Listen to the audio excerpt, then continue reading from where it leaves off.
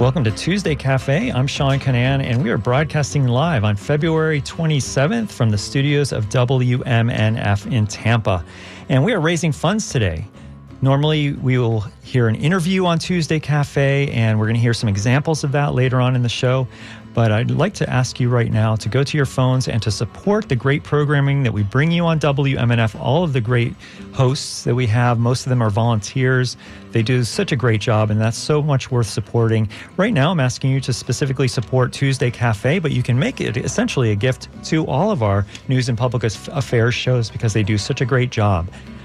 So if you'd like to give us a call right now at 813-239-9663 and support Tuesday Cafe on WMNF, please do that. Make your $100 donation or $200 contribution. We have a $1,200 goal this hour that I'd like to, hopefully we can reach and keep the station going strong.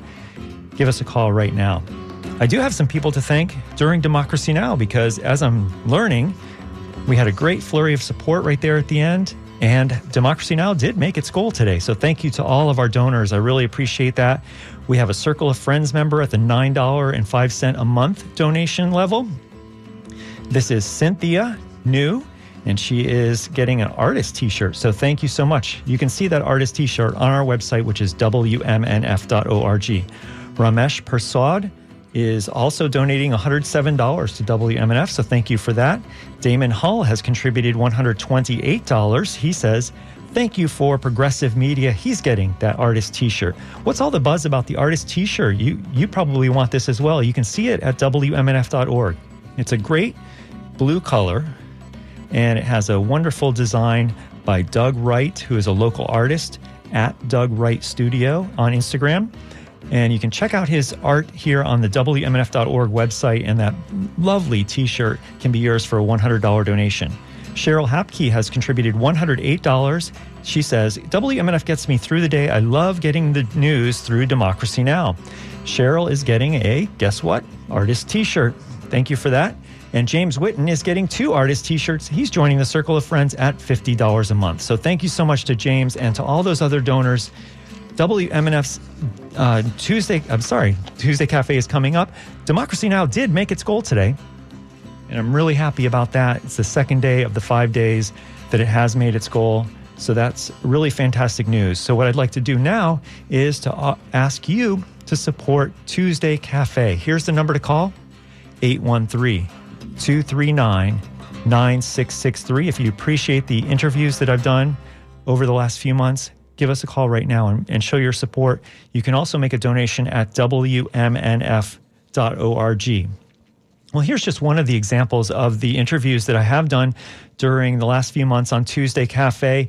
Last month, on the first day of the Florida legislative session, I spoke about several bills that would impact LGBTQ plus Floridians if they become law.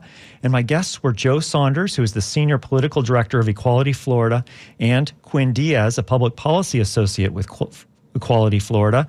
They're going to talk about displays of flags by government entities like government buildings, public schools, and universities, a bill that would limit the use of personal pronouns and expanding the law that critics call Don't Say Gay to the workplace, and about transgender Floridians that seeks to deny their legal existence. So these bills are up in the Florida legislature, and we talked about them last month with Equality Florida. So here first is Joe Saunders from Equality Florida talking about his group. It's a really important time to be having this conversation. Equality Florida is Florida's largest LGBTQ civil rights organization. We were founded in 1997 in response to the Defense of Marriage Act passing in the Florida Capitol. At that time, there were no LGBTQ voices from the community who were there to oppose that law. And when we were founded in response to that, it was our mission to ensure that no anti-LGBTQ laws would pass again. That was true for 23 years, and then Ron DeSantis was elected, and here we are. We're going to talk a little bit about the history of LGBTQ legislation in Florida, and then we'll get to some bills that are in the legislature as soon as this week. Going back to 2021, Governor DeSantis signed a law that kept trans women from playing in female sports. And then the following year, he approved the Parental Rights in Education bill that prohibits classroom discussion about gender and identity and other things. So what about the recent legislation that has happened, as you mentioned, during the DeSantis administration? Would either one of you want to kind of look back a little bit at some of the things that have happened so far? Sure. Well, I'll take a first stab at it. And then, Quinn, if you want to jump in and certainly correct any of my record. Well, last year was a hallmark year in the worst ways for the LGBTQ community, Sean, because, I've been doing this work with Equality Florida and in the LGBTQ movement for almost 20 years. And last year was the first time in my time doing work in this state where we saw such an avalanche of anti-LGBTQ bills. 22 anti-LGBTQ bills were filed in the 2023 legislative session.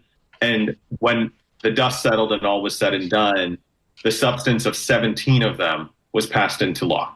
So your question is a difficult one because there was quite a lot of ground covered by the far right. But just to hit some of the highlights, we saw a sweeping attack on the transgender community, what we called the gender affirming care ban. We can talk a little bit more about that, but effectively it criminalized doctors and banned healthcare for transgender young people, while also limiting access to life-saving healthcare for transgender adults.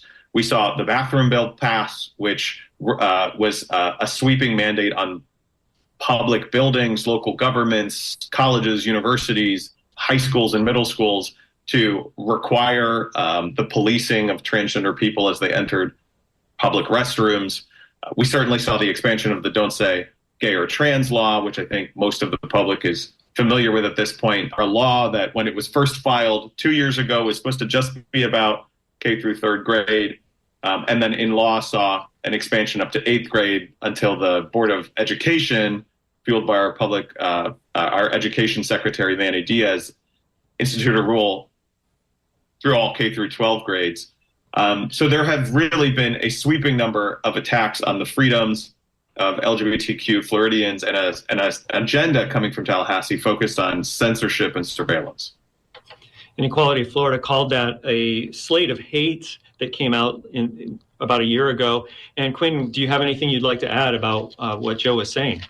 Yeah, Joe's exactly right. After last year's legislative session, transgender Floridians found themselves crowdfunding their moves out of state, staying home to avoid using a public restroom, and desperately attempting to arrange for continued healthcare coverage against the backdrop of a national debate on the validity of our existence. Nationwide, there was 450 anti-LGBTQ bills that were filed, with the anti-trans initiatives seeking to ban access to healthcare, as we have in Florida, restrooms, sports, legal protections, identity documents, and even basic recognition, while criminalizing supportive loved ones and healthcare providers. 70 of these bills have passed nationwide. And when you take stock of it, especially in Florida, it's very difficult to avoid the conclusion that the right's political endgame is persecution and erasure of transgender Floridians. We're seeing bills being filed. The legislative session starts Tuesday for 2024, and we're just seeing this continued escalation of extremist attacks that only work to limit the freedoms of all Floridians through unprecedented government intrusion and censorship, the curtailing of freedoms of speech and expression, bodily autonomy, and self-determination. And we're just seeing a doubling down of this commitment to further harm an already marginalized population. Transgender people make up just 1.6% of the national population. So this is an extremely small group of people. And yet the legislature's focus is not on delivering relief on any of the issues that all Floridians are crying out for. It's just on attacking this very small segment of the population. That's Quinn Diaz, a public policy associate with Equality Florida. Before them, we heard Joe Saunders, the senior political director of Equality Florida. We spoke last month, right at the start of the Florida legislative session, about all the bills that were coming down that their community was concerned about. And we're following the legislative session very closely here on WMNF. And we hope that you feel that conversations like this, that discussions like this, bringing up issues such as this, is something that's important to have on the air in Florida and in the Tampa Bay area.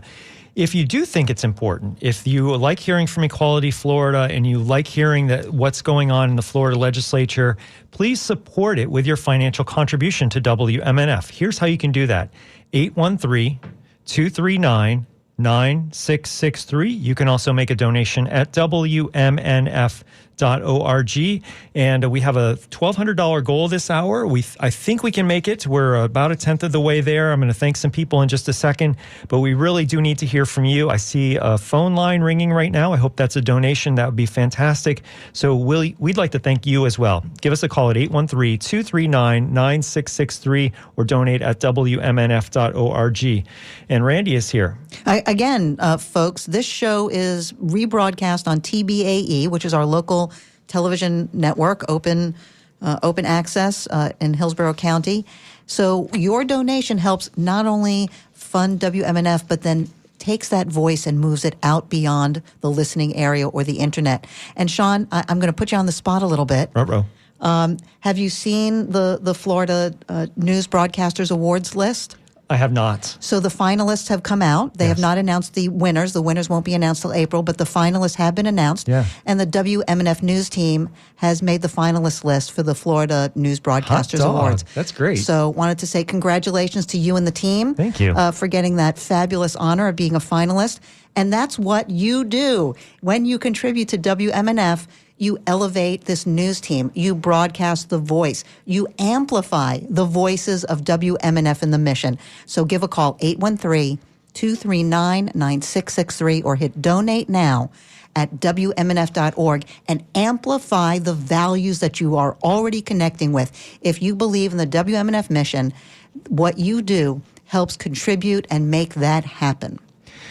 Wow, I'm kind of speechless. I'm glad you shared that news with me. Thank you, Randy. You're welcome. I'm so proud of y'all. Thank you so much. I'm quite proud of our team as well. So I'm really happy about our team, and I can't wait to explore this more. And right now, I want to thank Julie, who donated $30 to support Tuesday Cafe. She says, "Keep up the good work. I love the community, the music, the staff, and the volunteers." And she is going to that 2000s versus 1990s versus 2000s concert. So those tickets are not available, but we have lots of other things we can offer you for your donation. And before the drive even started, we got some generous donations to Tuesday Cafe. Thanks to Mindy Callanan from Clearwater, who is getting the artist t-shirt, and she'll look great in that. And thanks to Artie Stubbs for a $21.60 contribution. So thank you to all the donors who have donated before the show and the people who are on the line now. I hope you're donating. And if you haven't called yet, it is the last day of fundraising, the last 22 hours or so of fundraising here at WMNF. So give us a call right now, 813-239-9663. Support the work that is going on here at WMNF in the newsroom. For all the news and public affairs show hosts and the music shows, this is just a great station all around with fantastic music and wonderful informational programs, and we hope that you support it. 813-239-9663 is the number to call. We so appreciate your support, and we need it to keep the station going. And again, what we do is we connect with the community. When you heard about transgender and cutting off bathrooms, you heard a lot of politicians talking, but here's Equality Florida representing the voice of the LGBTQA+ community, not only on the air, but in depth. We didn't take a 15-second spot or a 30-second little clip of what they had to say. Sean got in deep and had a conversation and talked about the issues. We've also had the Voices of People, where Chris Young, our reporter, talked in depth with somebody who was fired because they wanted to use gender-appropriate pronouns for themselves. And these are the types of voices that you hear at WMNF. Again, living our values, going from the mission into the microphone through the speaker. And this is what you do when you contribute to this station. You help amplify the voices of the community, of important grassroots marginalized communities. Please continue to do that at 813-239-9663 or WMNF.org. I want to tell you about some of the shows that I've had since our last fund drive about 3 or 4 months ago, just so that you can remember some of these conversations. And if they touch you, if you got something out of them, I hope that you make a contribution to keep this work going strong. First of all, in the last few weeks, I've had some guest hosts, and I want to thank Tom Scherberger, who hosted a wonderful show. The title of his show was, "Does the Florida Legislature Want to Give Governor Ron DeSantis His Own Army?" A very important show, and I hope you can go back on the WMNF.org website and listen to that show again. That was Yeah, ably hosted. Very briefly, it's whether or not the Florida Guard should be in control of the governor, like no other state, where basically you've got reservists in the National Guard who are from the state who can be called up in times of emergency, whether it's a state emergency like a major hurricane disaster where the National Guard goes in for relief, or for other types of call-ups. But the governor of Florida wants to have his own little private reservists that he can call up when he so wants to. So that's a very important show. Thanks to Tom for hosting that. I also had a guest host, Jason Marlowe, who talked about sports gambling in Florida. So I want to thank my guest hosts. Thank you for that to them. And we also, I interviewed, there's a lot of other people that I'll get to during this show to remind you. We also heard from the 2024 Hillsborough School Board candidates in Districts 1 and 3. And we heard the oral arguments at the Florida Supreme Court over Amendment 4 on abortion rights. Well, these are just a few of the shows. I'll talk more about more of them later on. I do want to ask you if you can support this show with your financial contribution. I think so far we've raised about $150 on our way to $1,200 goal. So that means we're about a tenth of the way there. We still need to raise just over $1,000 as far as I know. I keep seeing the phones ring, I hope, and hope that people are donating right now, but I need to hear from you as well. 813-239-9663 is the number to call, but you can also make a donation at WMNF.org, which is our secure website. Let me go on to another segment that I can play for you. And this is actually a former WMNF volunteer who has made it really successfully in the world of journalism. In October, Hamas fighters crossed over from the Gaza Strip into Israel, killing 1,200 Israelis and taking more than 200 people hostage. Soon afterwards, NPR international correspondent Aya Batrawi was in Israel reporting on those attacks and on Israel's deadly response. Right now, she leads NPR's Gulf Bureau in Dubai, and she used to volunteer for WMNF News, as I said. On WMNF's Tuesday Cafe, we spoke with Aya Batrawi about her reporting and the latest news from Gaza and Israel. Again, this was in November, so keep in mind the numbers will have changed, but her on-the-ground and in-person reporting is still powerful.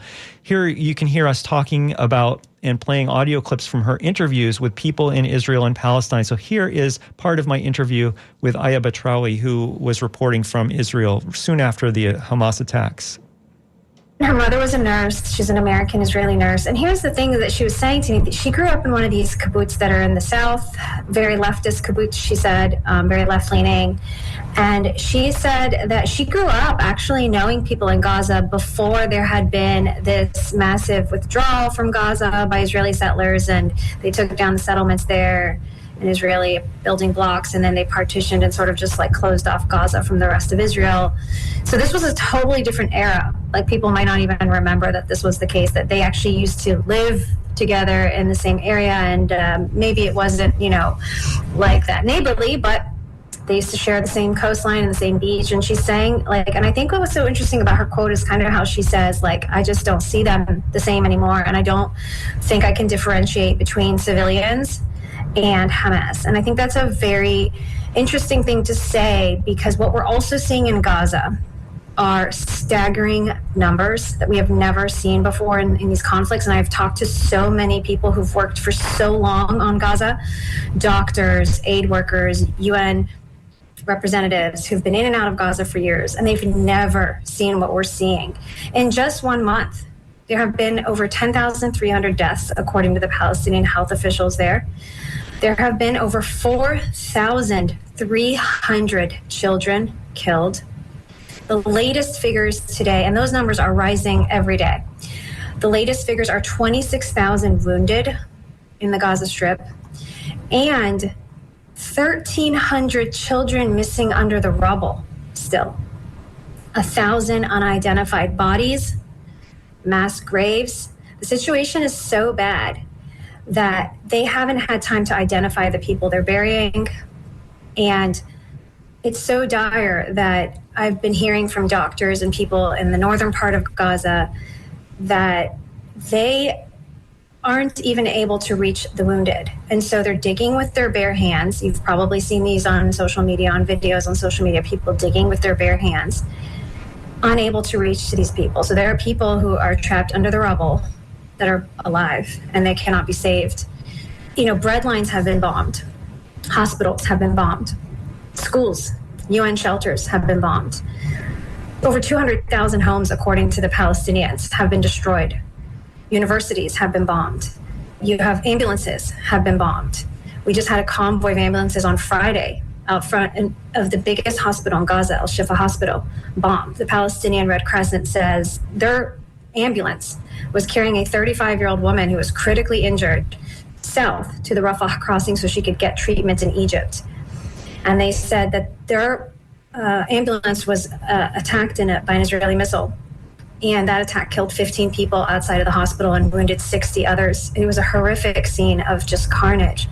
Israel says it was attacking an ambulance, and they claim that the ambulance was carrying a Hamas person. But the Palestinian Red Crescent gave the name and the age of the woman in that ambulance. So it's really unclear, when these claims are made, how Israel is deciding what to strike. But one thing that's very clear, I think, to many people is that the scale of this is unimaginable. These are the words I hear from people. If we want to play, for example, what I was told by Dr. Natalie Thurtle. She used to run Doctors Without Borders program for the Palestinian territories until 2021. I reached her recently. The scale of this is shocking, and I think what we're witnessing through our staff who are still on the ground there is totally horrific. That's Natalie Thurtle, who is a Doctors Without Borders doctor, telling about the dire situation in the Gaza Strip. And our guest is Aya Batrawi, an NPR international correspondent. Aya, what can you add to what the doctor was telling us?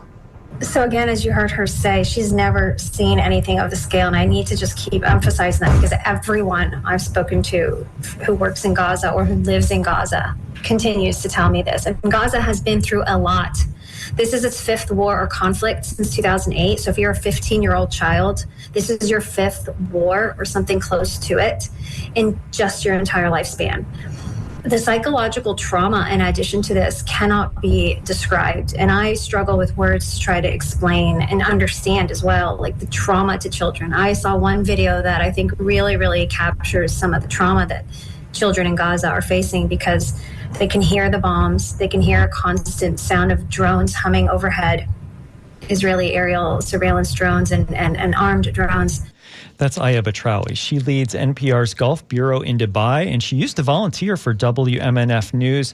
I spoke to her on WMNF's Tuesday Cafe in November, so a month after Hamas's attacks on Israel. And she played some audio clips, as you heard, from her interviews with people in Israel and Palestine. And we hope that you think that kind of journalism is worth supporting. Aya certainly supports WMNF, and that's, I guess, where you could say where she got her start in reporting is working in the newsroom with Mitch Perry back in the 2000s. And now she is an NPR Gulf Bureau Chief in Dubai, very important journalist in the world. You hear her on the NPR News headlines several times a day sometimes. And we're very proud of Aya and her success that she's had. And we're also very happy that she came on Tuesday Cafe and was able to share those stories with our WMNF audience. If this is an important asset that you think is valuable to keep in the Tampa Bay area, please support it with your financial contribution, 813-239-9663. You can also make a donation at WMNF.org. I think it's so important, Sean, that people know what is developed here at community radio with people who start off as volunteers, people who started off as just being really passionate. I think about my own start in the WMNF newsroom and not just doing headlines in the morning and the afternoon, but then doing all that volunteer reporting and going out on election nights and going out and covering special speeches, like when the guy who runs the Southern Poverty Law Center came to town, and some of the other things that we're still doing in the newsroom that's not just good stuff and a really great ground game for people who are starting out, but also award-winning stuff. So congratulations for all you do. And again, for those of you who love the news and public affairs, especially Tuesday Cafe, remember, when you contribute to Tuesday Cafe, you're not just contributing to the WMNF general sound, but you're saying, I want my voice amplified. I want to take what I believe in. I want to take the principles that I believe in, the type of reporting, the type of issues, the type of questions, the type of experts, And that's what I want to put out into the world. When you contribute to WMNF, that's exactly what you do at 813-239-9663 or WMNF.org. Amplify your voice. Amplify your values when you contribute to this station. Here's a donation that came in during the end of Democracy Now! So thanks so much to Wayne, who is donating to Democracy Now! And to several other shows and is getting a WMNF t-shirt. So thank you very much for that donation, Wayne. We really appreciate it. And we also would like to ask you for a donation as well. Can you make a contribution? Can you support your values being on the air in the Tampa Bay area? Here's the number to call. Again, 813-239-9663. We have lots of thank you gifts we can offer you. We have 2 different t-shirts that we can give you for your donations. We have tickets to Tropical Heat Wave. But the best thank you gift of all is keeping community radio alive and well in the Tampa Bay area. And you can do that with your donation at WMNF.org. We still have more than $1,000 to go this hour. We really need to raise funds for Tuesday Cafe. I hope that you can support it with your contribution at 813-239-9663. When you call and make that donation, you're supporting programming like these interviews that I've done over the past few months. For example, I interviewed the Florida Right to Clean Water Amendment people, and they announced that day that they will have to wait until 2026 to put that ballot initiative on the ballot in Florida. We also heard from environmentalists who oppose the Belmar development in the Florida panther habitat down in the Lee County and Collier County area. We also spoke about the Pinellas legislative delegation supporting a revamp of PSTA, and we heard from bus advocates about what that would mean for local transit. I spoke to about the latest possible tear in a Mosaic gypstack liner at the New Wales plant in Florida. I spoke to some environmentalists about what they knew about that. And I spoke to a law professor and a scientist and asking them about why they were asking for a halt to a dredging project that could harm Puerto Rican coral reefs. So if you appreciate any of these interviews, if you think that that's the kind of information that you want to know more about, and you'd like to have those kinds of interviews on the air in Tampa Bay, please give us a call now and support this programming with your financial contribution. You're supporting our radio station, Community Radio WMNF, and you're voting for this type of show. If you like interview shows, call-in shows, informational shows like Tuesday Cafe, now's the time to support it with your donation at 813-239-9663 or at WMNF.org.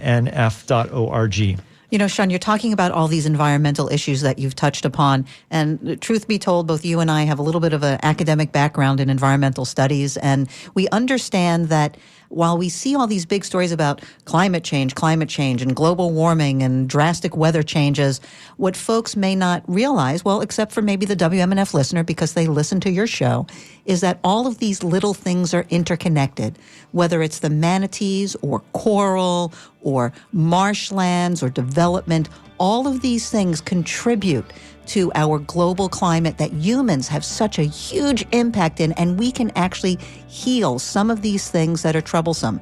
And that's kind of how community radio works too. We ask for your nickels, your dimes, your quarters, your $5 donations, and for some of you, your big $1,000 or even $10,000 donations. So if you understand these connections, how you contribute to this very small little butterfly, wings flapping in the breeze here in Community Radio in Tampa, Florida, we need to hear from you. 813-239-9663 or donate now at WMNF.org. You know, I should say that when I went back to the phone bank room, I heard that there were people that were calling in and harassing the phone bank volunteers because they didn't like what they were hearing on WMNF. And I'm not really a fan of that. I don't think that that's really how people should treat nonprofits, whether you agree or disagree with what you're hearing. I was disappointed to hear that was happening to our volunteers as well. They seem to be taking it in stride, but I don't know. That just left a really bad taste in my mouth that was happening. So I hope that you can kind of raise your voices metaphorically above that din and make a contribution and say, look, I know there's naysayers. I know there's people who don't like what we're saying here on WMNF, But I think that it's important that we have all voices, and that the voices that we hear on WMNF are worth supporting and saving and keeping on the air. And so here's my donation. Maybe you can make a donation of $50. Maybe you can make a donation of $88 and get our black logo t-shirt. Or maybe you can make a $100 donation and get the USB thumb drive that has 33 hours of Black history from Pacifica Radio archives. Or a $100 donation and get the WMNF artist t-shirt. Or if you have a $240 donation you'd like to make to WMNF, you can get a pair of tickets to WMNF's Tropical Heat Wave May 4th. Whatever it is, we really hope that you support the programming here and give us a call at 813-239-9663 or make a donation at WMNF.org. Yep, because after all, we are interested in a more peaceful world, a more sustainable world. We allow people of all different viewpoints to talk and call in, and as long as they are engaged in civil conversation, we hear your voice. Continually, we have people who pledge and say, I'm going to give $20, don't agree with your politics, but I appreciate you letting me speak, letting me say what I have to say on the air in a civil discourse. But yeah, to call and harass volunteers because we're speaking our truth, because we have evidence-supported reasons to say what we're saying. Show the love, man. Just show the love. That's all we're asking. Just show the love, because that's what we're about. We want to have hard conversations in a civil way. Because me personally, I don't think we're divided because people aren't talking. I think people aren't talking enough. This is just my general perspective, and I know that's this same perspective, the same legacy that WMNF is coming from. So if you want to show the love to some of those great volunteers, show the love to Sean, share in the civil discourse that we engage in at 88.5 FM or at WMNF.org, however you get it, 813-239-9663 or WMNF.org, and hit that Donate Now button in the upper right-hand corner. I want to play another clip from an interview that I did in the last few months. And if you respond to this interview, if you think that it touches you, if it's important to you, I'd like to hear your donations. 813-239-9663 or WMNF.org. I certainly would like to thank you for your donations after this interview. So please call now, 813-239-9663. Last year, there was a push in Florida to consolidate judicial circuits, and before that idea was abandoned, I spoke with the suspended Hillsborough County State Attorney Andrew Warren. He told WMNF that it was a naked power grab by Tallahassee and the Republican leadership, and Warren was twice elected in Hillsborough County, but he was suspended by Governor Ron DeSantis. So here's a short clip of my interview with Andrew Warren last fall about judicial consolidation. Look, this is a naked power grab by Tallahassee and the Republican leadership there. And this is great if you're one of the 22 people in that inner circle in Tallahassee. But it's really bad if you're one of the 22 million Floridians who relies on the criminal justice system for all different parts of our society. And part of these meetings have been in public, but in November, they're going to have some closed-door meetings. Why are you concerned about that? Well, Florida has a sunshine law in which the government is supposed to operate out in the public transparently so that everybody can see what they're doing. The governor has shown that he really doesn't care about the sunshine law. He doesn't care about a lot of laws, frankly, but he just recently got in trouble for violating sunshine law with regard to COVID. And now they're doing it again. They're holding these meetings in private so that the public doesn't have a chance to see and hear how the future of the criminal justice system in the state of Florida is going to be twisted and turned and ultimately gerrymandered for political reasons. If there is this redistricting that happens with these judicial circuits, we're not talking about congressional redistricting or other things that people might be familiar with that happens kind of routinely every 10 years or so. But this is judicial circuits being kind of reapportioned. What might that look like, and why would that be an issue? Well, let's start with what these circuits represent. This is access for people in the community to their court system. And so whether you've been the victim of a crime, whether you've been the victim of a scam, whether you need to go to court to make sure that you have your rights as a tenant, to make sure you have your rights as a citizen, you rely on access to the courthouse. And right now we have 20 circuits in Florida. They are set up so that people can travel relatively easily to the different courts in that circuit, where they elect the state attorney and the public defender and judges who work in those circuits. And it's worked really well. And if it ain't broke, don't fix it. But the governor and the speaker are intent on changing those circuits for political reasons. And the impact of that is not only that it takes power away from the people in the communities, power over who they can elect, who gets to serve as judges. It's going to make it harder for people to get access into the courthouse. It's going to create massive gridlock in the system. You're going to have victims having to travel longer distances to show up in court. You're going to have victims waiting longer and longer to get the justice that they deserve. There's frankly no reason to do it other than partisan politics. But unfortunately, that is what Tallahassee does these days. They don't care about what's best for Floridians. They care about what's best for them. You just called it partisan earlier in the interview. You said it was a naked power grab. Now, I think that it stands to reason people can really understand how redistricting for congressional districts or for state legislative seats or something, how that might be partisan. So how is it that something as neutral, perhaps, as seemingly neutral at least, as judicial circuits, how can that be something that could benefit one party over another? Well, if the state redraws those circuits to favor certain political parties and certain political candidates, then that is partisan gerrymandering. And you don't have to take my word for it. Take the word of the Republican state attorney down in South Florida, in Monroe County, in the Keys, who said, look, everybody knows what this is about. This is about making sure that Andrew Warren can't win re-election in Hillsborough County.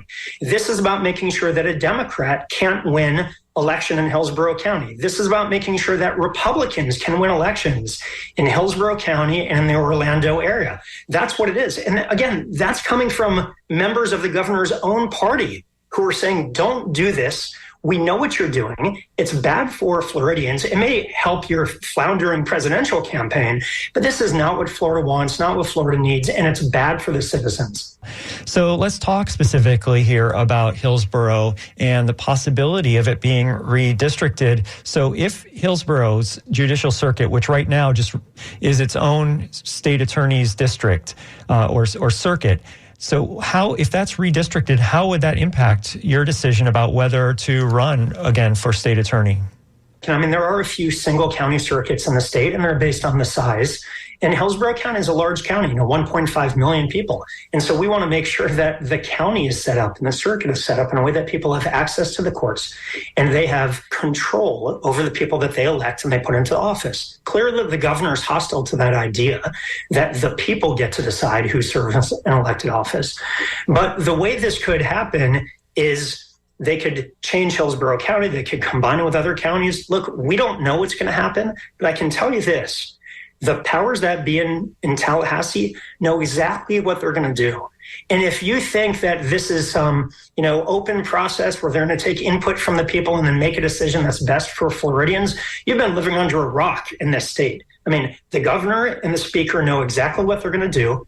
They're going through a dog and pony show right now to make it look like they're getting input and figuring it out. And they're going to make a decision based on what they think is best for them politically. That's Andrew Warren, who is the suspended Hillsborough County State Attorney, and he was talking about a push last year to consolidate judicial circuits in Florida. That push was abandoned, and he also talked about some closed-door meetings. Those ended up being public and before the whole idea was abandoned. So you can make a case that because of shows like Tuesday Cafe, because of interviews like this, that more and more people heard about this judicial circuit consolidation plan, and more people became upset about it or thought it was a really bad idea, and it kind of just withered away. I'm not going to say that it's just because of one show or one interview, but that's the idea of the news, is that the news, you support a program that brings you important news so that you can be informed about the ideas and that you can make your judgments and take action however you'd like. This is Tuesday Cafe. I'm Sean Kinane, the host, where we broadcast from WMNF every Tuesday morning at 10. And we are looking for your support right now. And can you make a donation to WMNF? And during Tuesday Cafe, can you show your support for shows like this with your donation by calling 813-239-9232. 9663 or by donating at WMNF.org. We are part of the way there, but we have not even come close to our goal yet. We have about 12 to 14 minutes left. We need to raise more than $1,000, I believe. So give us a call right now, 813-239-9663. You can also donate at WMNF.org. One of the great thank you gifts we can offer you is a Black History Month USB thumb drive that is brought to you from the Pacifica Radio Archives. It has 33 hours of historical Black history programs. Some of the people you will hear on this 33 hours of thumb drives of audio from this thumb drive are redefining Black power in the age of Barack Obama. We have the collected speeches of Fannie Lou Hamer. There's a documentary, a 2-hour documentary about Nelson Mandela, the noblest son of Africa. We also hear about the Second Battle of Selma. There's a program, an hour-long program called The Coltrane Legacy. There's an hour of Sun Ra, an hour program of Sojourner Truth. So there's so much information on this 33 hours of audio that you could just probably listen to it for weeks and weeks and not get bored of it.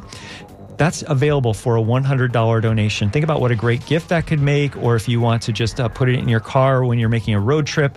However you want to listen to this, you can get this 33 hours of Pacifica Radio Archives Black History Month USB thumb drive for a $100 donation to WMNF. Please call us now at 813-239-9663 or donate at WMNF.org. We also have the 2 beautiful t-shirts that we can tell you about. One of the t-shirts is called our logo t-shirt. It's a black t-shirt and it has a full color logo with all the colors of the rainbow on it. That's available for an $88 donation. We also have the artist t-shirt, which is a lovely blue color, and it has a radio tower with a butterfly coming off of it. And it says kindness, diversity, peace, and love, WMNF 88.5 FM Community Radio. And it's by Doug Wright, the artist, at Doug Wright Studio. That can be available for your $100 donation. We really need to hear from you, whether you support the interviews, whether you support the music here on WMNF, or whether you just like a thank you gift. Go to WMNF.org and take a look at all of our great thank you gifts. And we will be happy to send you a thank you gift with your donation. If you can make a $240 donation, we can give you a pair of tickets to Tropical Heatwave. That is coming up on May 4th at the Cuban Club in Ybor City, and we would love to send you a pair of tickets to that for a $240 donation. But we'd also like you to support the interviews that you hear on WMNF. Here's some more of the types of interviews that I've brought you over the last few months. We heard from the Florida Education Association speaking out about state education issues and about a bill that would reduce child labor protections. That bill is still something that we're paying attention to. We heard from a history teacher who said that Florida standards already teach about slavery, and he was really curious why they wanted to change the law about that. And we got answers about open enrollment for the Affordable Care Act's health insurance marketplace. And we heard all the school superintendents from Hillsborough, Pinellas, and Pasco weighing in on things like vouchers, cell phones in schools, and removing books from schools. So these are just a few of the many topics that we've heard about on Tuesday Cafe during the last 3 or 4 months. If that's worth supporting by you, please send a financial contribution to WMNF.org or call 813-239-9663. Randy. Oh, sorry. Hello. So we got a donation of $25 from Mary Ginn in Dunedin. I love hearing from around the Tampa Bay area. Mary says, I really enjoy the show. ! Thank you! ! Thank you so much, Mary. Really appreciate you. Thank you, Mary. We've got about just under $200 for $1,200 and a $1,200 goal, and we've got 10 minutes to go. So we need to hear from you now. 813-239-9663. Again, 813-239-9663, or hit the Donate Now button in the upper right-hand corner of WMNF.org. For all of you hundreds of folks who are dreaming and streaming and listen to WMNF from around the world, we really need your support as well. Again, hit that Donate Now button at WMNF.org or 813-239-9663. We need about $1,000 in the next 10 minutes, and we know we can do it. A little bit at a time, or maybe somebody can pick up that passport. So you get 10 shows in 12 months, whatever the shows may be at WMNF. And if you can pledge $1,000, that would be amazing. Or maybe you want to be part of the People's Patio. You want to give a big donation and immortalize yourself or a phrase or people in your family. Again, for $1,000 pledge that can also be paid out over time. We really need to hear from you. 813-239-9663 or WMNF.org. We need about another $1,000 for Tuesday Cafe, because just like our environment, every little bit plays a big part in the big community radio picture. Well, we hope that you're going to your phone right now and calling 813-239-9663 or making a donation on WMNF.org. I want to play one last clip of an interview, part of an interview that I did. In November, the Florida legislature held a special session to discuss, among other things, strengthening state sanctions against Iran because of that country's alleged role in the recent attacks on Israel. Just before that session started, we talked with State Representative Anna Eskamani. She called it more politics and performance by the governor. And Eskamani argued that the governor and the legislature should be fixing things in Florida, like the homeowners insurance crisis. So let's hear from State Representative Anna Eskamani speaking on WMNF's Tuesday Cafe. And while you're listening to this, think about whether this is worth supporting and give us a call at 813-239-9663 or make a donation at WMNF.org. I think listeners should know, too, that I am the first and only at this point Iranian-American elected in any public office in Florida. So when I say that I despise the Islamic Republic of Iran, I mean it. You know, my family fled Iran in search of freedom. And in fact, I have family in Iran that I have not seen in more than a decade because of the political environment and because of the fear for safety if I were to go to Iran. And to that same point, the United States has had intense sanctions placed on Iran for decades. And really seeing Governor Ron DeSantis exploit what is a horrific crisis taking place in Israel and Gaza for his own political gain, it doesn't surprise me, but it's not going to make things better. In fact, pursuing such an agenda will only further isolate individuals who are experiencing Islamophobia right now. And of course, you know, if your intent is to somehow financially harm the Iranian government, then I would encourage you to work with the U.S. federal government, who has already pursued economic sanctions. So I do see this as just more politics. I see this as performance. And it's frustrating because Floridians need us to focus on things like property insurance and funding public education and the affordability crisis. In fact, I'm joining you from one of my local homeless service providers. We were volunteering this morning because the need is so great here in Central Florida, where we are giving in any way we can to address the crises at home, which is the job of state government. But unfortunately, DeSantis continues to use his bully pulpit for his failing presidential bid. And we'll talk certainly about the issues that are important to Floridians as we go throughout this interview. I do want to continue to talk just for a minute or two more about this special session on Iran. The state government of Florida is calling essentially to do some international diplomacy or sanctions or something like that. And people right now might be confused because right before you joined us, we had a 1-hour program and all the news was about the Israel-Hamas war in that. And I don't remember Iran being mentioned once. And recently, Secretary of State Antony Blinken has said that the U.S. has not found evidence that Iran was directly involved in the Hamas attacks. So why is the state of Florida seemingly going after Iran here? Yeah, it's a great example. You know, I think it should be noted that the Islamic Republic of Iran, you know, does have proxies, you know, throughout the region of the Middle East, and Hamas is one of their proxies, and there has been comments made and evidence provided over the years of just the funding streams for different organizations, whether it's Hamas, Hezbollah, and others. But to your point, when we specifically look at this terrorist attack that took place, killing more than 1,000 Israelis, if there was some sort of direct connection to the Iranian government, and at this point, neither the United States or IDF have been able to identify such a connection. And so our focus really should be on taking care of those here in Florida. We've seen a rise of anti-Semitism and Islamophobia across the Sunshine State. There is now absolutely an opportunity to focus on keeping everyone safe in our communities, ensuring a dialogue and ensuring that we don't see a rise of hate crimes here in Florida. But to go after a foreign government as a state government is not only unheard of, but it also begs the question of what businesses is Florida engaging with in Iran, that sanctions are even necessary. And this is a question that I've asked more than once, and I'm very concerned if Governor Ron DeSantis is engaging with Iran in some business matter, because that potentially evades federal sanctions. So again, so much of this feels more performative. And it reminds me of some of the attacks that Governor DeSantis has wielded towards the Chinese American community as well. In this past legislative session, we saw Senate Bill 264 pass, which targets Chinese Americans and those of Chinese descent and their ability to purchase homes here in Florida, to the point where one of my local private schools was accused of being influenced by the CCP, though there is no evidence. This has since been provided by the state on that claim. But these are just examples of Governor DeSantis attempting to act presidential by targeting different foreign adversaries.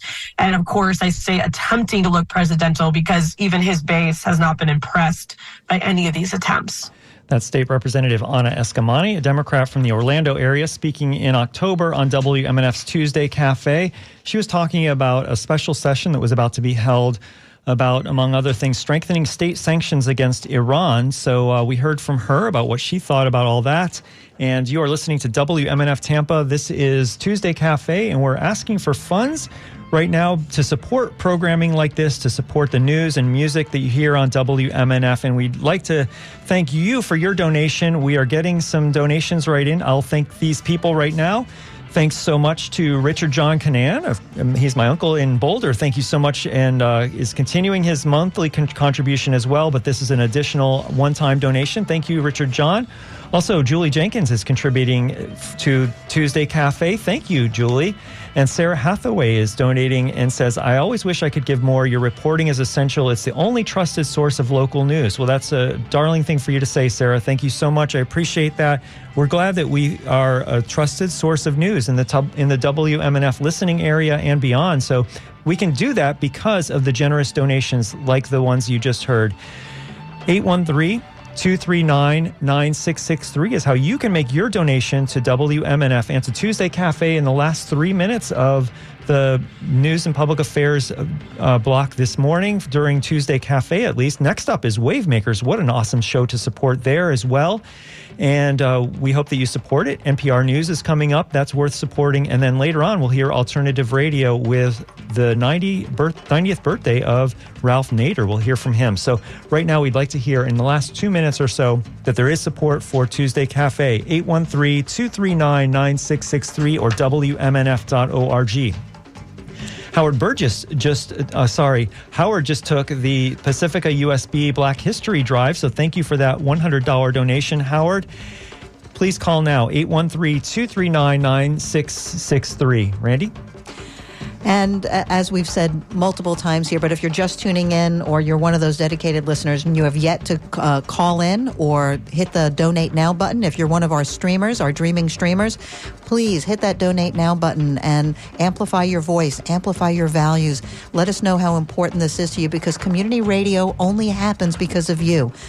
If you give us a call, 813-239-9663, or again, you can go on the website, you can look at all the thank you gifts we have, whether it's one of our classic T-shirts, back T-shirts for 44 years, but we've got this new logo, great burst, with full of color, full spectrum color, as well as little audio bars, and our artist T-shirt, because we believe in supporting not just local news, but local arts. It's about local and how we connect to the larger community. So many people come into WMNF, listen to the news and public affairs because they understand how we're connecting local issues to big international issues. Well, we only have 1 minute left on Tuesday Cafe, so I hope that you support it right now with your donation at WMNF.org. You can call in during the NPR news as well if you'd like, but we really do need to hear support. We've gotten a part of the way there with very generous donations, but we do hope to hear from you as well. 813-239-9663 or WMNF.org. You've been listening to Tuesday Cafe. I'm Sean Kinane. During this time slot tomorrow, Shelley Reback will host Midpoint, and she will not be fundraising. She had a very successful week last week. And next up is Wavemakers with Janet and Tom Scherberger. I hope that you support Wavemakers. Thanks to everyone who has donated today. I hope you continue to support Tuesday Cafe and WMNF at WMNF.org and 813-239-9663.